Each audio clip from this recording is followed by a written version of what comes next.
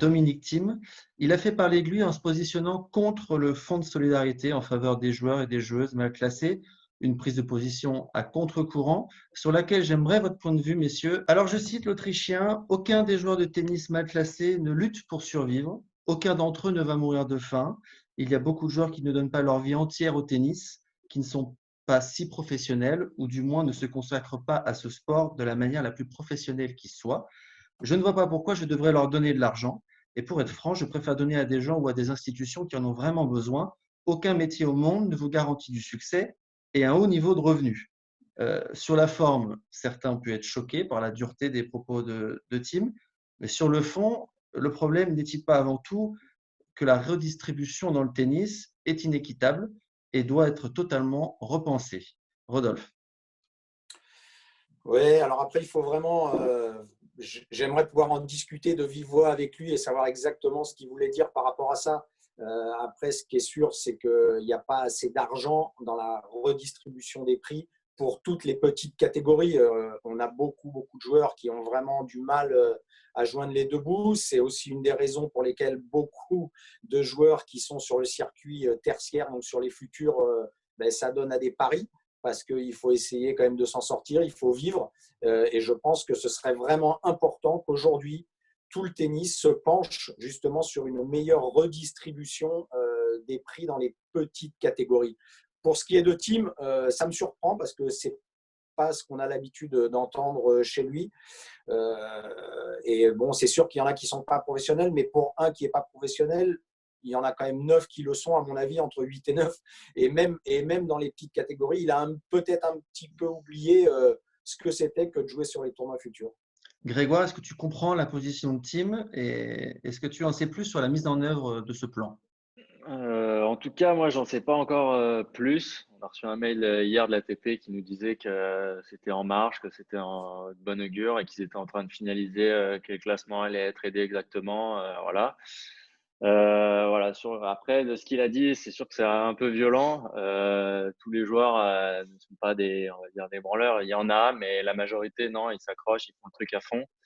Euh, Après, on peut pas faire au cas par cas, donc c'est sûr qu'il y aura même des branleurs, comme il dit, qui seront aidés. Il faut aider les joueurs. C'est sûr que la répartition, elle est pas très bien, elle est pas juste. Après, quand on se lance aussi dans une carrière, on le sait au départ aussi que ça va être compliqué, que tant qu'on n'arrive pas à 150, on va pas gagner d'argent. Donc voilà, quand tu te lances aussi dans une carrière, tu le sais. Donc si tu le sais et que tu n'es pas prêt à tenir le coup, commence pas quoi. Donc c'est compliqué. Je pense que le problème est très compliqué. Ça va prendre du temps à être réglé. Ils ont déjà commencé à augmenter les prize money en futur.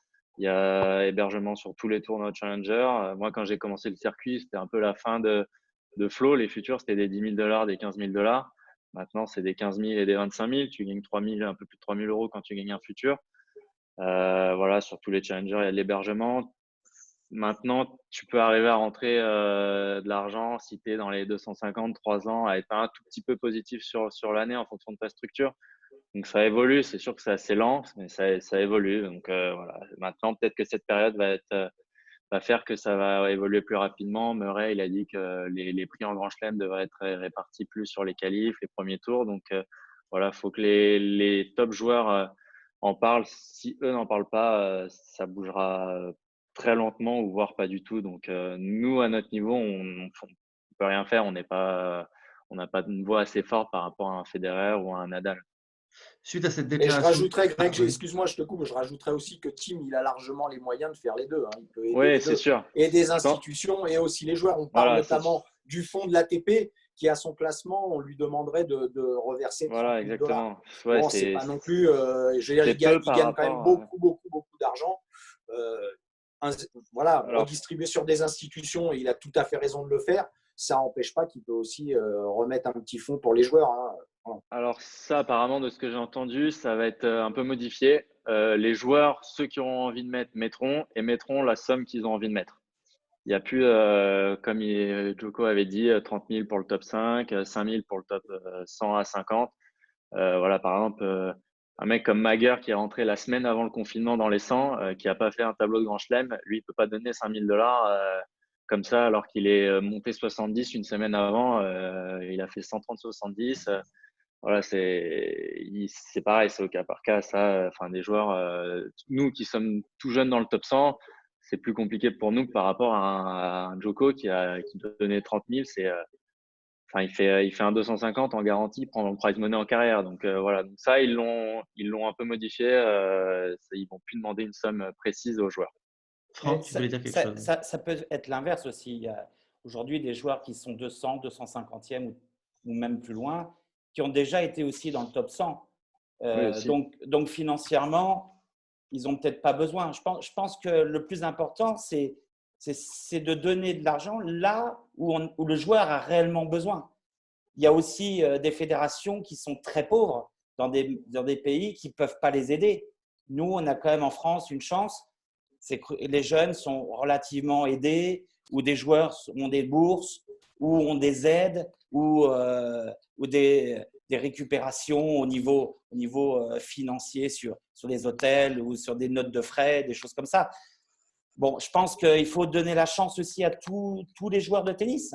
C'est vrai qu'il y en a peut-être qui s'entraînent un peu moins, mais est-ce qu'ils ont la possibilité aussi d'avoir des entraîneurs, d'avoir des kinés, d'avoir un entraîneur physique, d'avoir quelqu'un qui s'occupe de leur mental? Bon, il faut remettre tout le monde un peu dans le bon sens, quoi. C'est difficile. Moi, je trouve que c'est difficile à tout niveau.